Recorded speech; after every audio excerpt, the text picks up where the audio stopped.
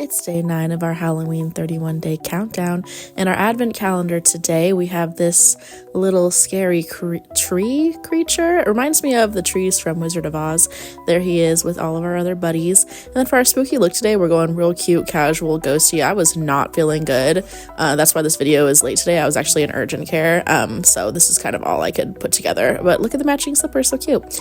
And then for our movie today, we are watching Terrifier 2. I mentioned in my Terrifier 1 review of the other day that I had already attempted to watch the first one years ago when it came out, but Terrifier 2, this is completely new territory. I've never even attempted to watch this movie, never even really been interested in watching it until now, to be honest with you, but given the rise of Art the Clown as a horror icon, that's why I'm giving the series a shot. And while I do think that this movie improved on the first one in some ways, in that they tried to have a more dynamic story and dynamic characters, it kind of just fell flat, and I was actually left with a lot more questions than answers. It seems like Art the Clown is no longer just like a random fucked up violent guy in a clown costume, if he ever was.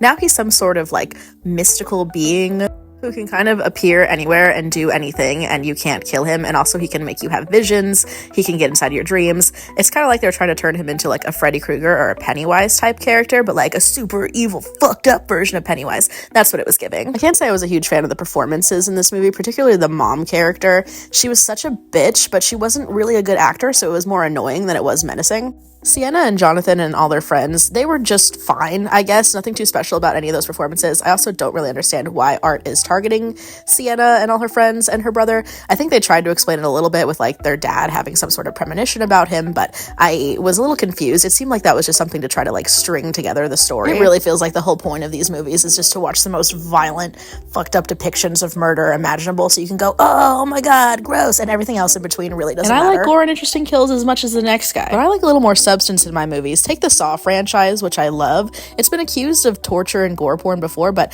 the traps are interesting, the characters are interesting. It's got a lot more going for it than just the kills, and I don't feel that way about Terrifier. I understand the appeal to some people to some degree, but these movies just really aren't for me. Will I change my mind with the third one? Maybe. I guess we'll have to find out. I am a completionist after all, but for now I give Terrifier 2 2 out of 5 stars.